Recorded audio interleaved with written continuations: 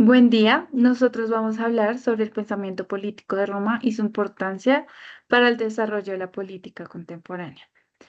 Para comenzar, es fundamental entender o comprender el contexto histórico. Roma tuvo tres etapas principales, las cuales fueron la monarquía, que duró hasta el año 509 a.C., la cual tenía un gobierno de reyes. Luego vino la república, que se extendió hasta el 27 a.C., el cual tenía un poder compartido. Y finalmente el imperio, que duró hasta el 476 después de Cristo. Era un poder concentrado en el emperador. Durante estas etapas, Roma desarrolló estructuras políticas e ideas que han influido profundamente en el pensamiento político occidental. Cuando hablamos de pensamiento político, nos referimos a las ideas y reflexiones que buscan entender cómo debe de organizarse una sociedad, quién debe gobernarla y cómo se deben de tomar las decisiones. Estudiar el pensamiento político romano es importante, ya que muchas de sus ideas siguen vigentes hoy en día. Roma no solo influyó en el derecho y en la organización del poder, sino que también en conceptos como la ciudadanía, la república y la participación política. Hola, ¿cómo están? Espero estén súper bien. Mi nombre es Néstor. Continuaremos con las diapositivas y empezaremos por las principales ideas políticas de Roma. La primera va a ser la monarquía. Roma inició como una ciudad-estado donde el rey era elegido por una asamblea de patricios y su cargo era vitalicio, o sea, un cargo para toda la vida. Aunque sí hay un proceso de elección, normalmente las familias aristocráticas influían mucho o fuertemente en la designación del próximo rey. Me imagino porque para beneficio propio. Como monarquía, el rey tiene absoluto poder en esta y los concentra todos, en lo legislativo, militar, judicial y religioso. Continuamos con la república. Después de la caída de la monarquía, se instauró esta nueva idea política, caracterizada por sistemas de cargos colegiados y temporales, la que se dictaron leyes a favor de la clase baja por primera vez, creando con esto leyes que protegían también a los plebeyos. Se creó el estipendio, es un tipo de ayuda económica que permitía a los campesinos dejar sus tierras y prestar el servicio militar. En esta, el Senado y los cónsules adquirieron una parte importante del protagonismo como órganos principales del gobierno. Continuaremos con el imperio.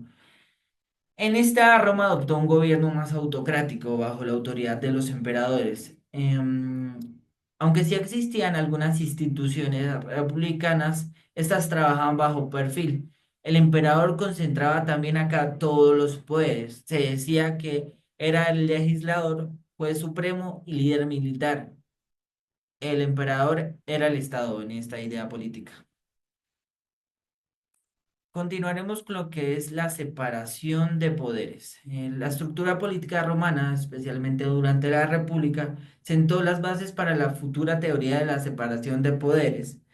En esta, aunque a Roma los poderes no estaban totalmente separados, la existencia de diversas magistraturas con funciones específicas influyó en el desarrollo posterior de las instituciones representativas.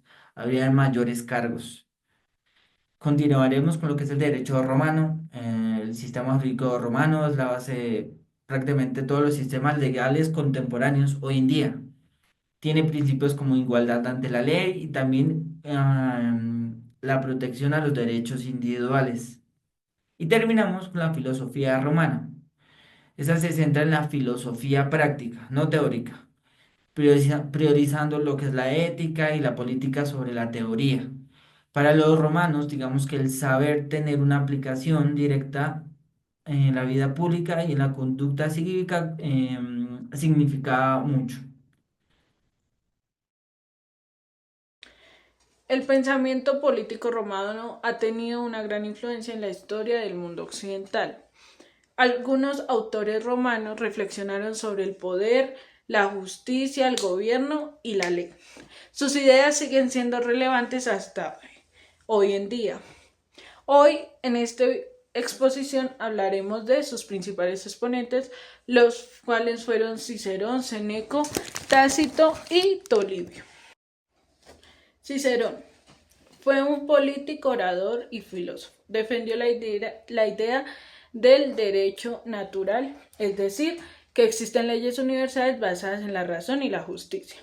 Sostenía que la república era el mejor sistema político. Propuso que el Estado debía ser guiado por la virtud y que los ciudadanos debían participar activamente.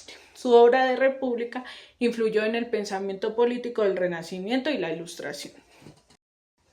Séneca fue un filósofo estoico y consejero del emperador Nerón. Defendió que el gobierno debía ser sabio, justo y actuar con moderación. Enfatizó que la política debía estar guiada por la virtud y la razón. Consideraba que el poder debía usarse para servir al bien común, no para los intereses personales. Polibio, aunque era griego, vivió en Roma y analizó su sistema político. Propuso la idea de la constitución mixta, en la que se combinaban elementos de monarquía, aristocracia y democracia. Creó la teoría del ciclo de gobiernos, anaciclosis. Las formas del gobierno se transformaban unas en otras en un ciclo repetitivo. Su análisis ayudó a explicar la estabilidad y el éxito en la República Romana. Tácito fue historiador y senador. Criticó el poder absoluto de los emperadores y valoró la libertad política. Consideraba que la corrupción aumentaba con la concentración del poder. En su obra Historia relató los abusos del poder imperial y defendió la necesidad de limitarlo. Bueno, profesora, ahora yo voy a hablar sobre la justicia en Roma. Es un análisis de la aplicación de la política romana, que es lo que voy a presentar. En primer lugar está la justicia, como acabo de mencionar, y quiero informar que pues entre muchos aportes que ha dejado el legado romano, encontramos que el sistema judicial es un gran avance, eh, eh, es un gran legado histórico, es un gran aporte a la humanidad, porque anteriormente los ciudadanos, la estructura social, o más bien la estructura de justicia se basaba en resolver los conflictos por cuenta propia. Entonces, la administración de justicia era básicamente privada y gracias a esa transición en el tiempo, a la evolución de los mecanismos de control y también de defensa que manejó Roma, es que se crea un árbitro el cual pues media las disputas o discrepancias que presentan los civiles y de esa manera se cambia o hay una transición de justicia privada a justicia pública. En el sistema judicial romano se clasificaban dos fases. Una, el in iure. Esta era realizada por un magistrado, el cual era la persona quien determinaba si el caso tenía fundamento legal. Ya veremos que el fundamento legal surge también como la normalización de reglas, de leyes, una estandarización que fingía como un marco derrotero a seguir y para determinar que todos estuvieran obrando conforme a ese marco o fundamento legal. La segunda fase era el apud iudicem. Este era llevado por un juez privado, quien se encargaba de analizar las pruebas y de dictar una sentencia. Algo parecido a lo que vemos hoy en día con la rama judicial, en el caso colombiano, respecto a lo que son los jueces de circuito, ¿sí? O de la especialización, cualquiera que se esté tratando, y luego la sentencia, el nombramiento de una sentencia.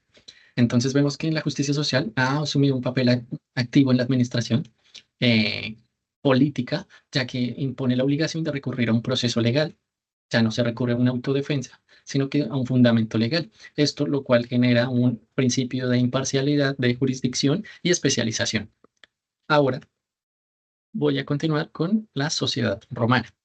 La sociedad romana tiene una estructura altamente organizativa.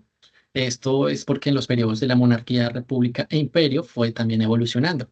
Entonces, las instituciones políticas se tornaron cada vez más burocráticas y tenían una jerarquía social, lo cual fue afortunado y eficiente porque de esa manera logró administrarse de manera coherente en toda la extensión del territorio de lo que fue el imperio. Y esto también sirvió de base para los estados modernos para tener un esquema de organización, una estructura administrativa. La sociedad romana tenía ciertos elementos claves, los cuales eran los magistrados que durante la República eran elegidos para administrar justicia. con también la economía del imperio, de la república y la defensa, la parte militar. También estaba el Senado, que siempre ha fungido con el fin de funcionar como órgano consultivo. Esto en esa época eran los aristócratas quienes influían en las tomas de decisiones. Luego, los gobernadores provinciales, que eran los encargados de mantener el orden y la recaudación de impuestos en cada una de las provincias que supervisaban. Claramente, ante ser un territorio tan vasto, pues necesitaban mayor eficiencia de control. Finalmente, la burocracia imperial, que fue lo que el imperio estableció en una administración centralizada con funcionarios especializados. Esto ayudó mucho a la gestión de los recursos y a la seguridad del mismo imperio. Ahora encontramos la política en Roma. Además de otros de estos aportes, la, el sistema político fue complejo y estuvo en constante transformación. Pasó de una monarquía a república, luego cayó en un imperio y en día pues vemos que la sociedad en expansión reclamaba nuevas preocupaciones, nuevas atenciones por parte del Estado.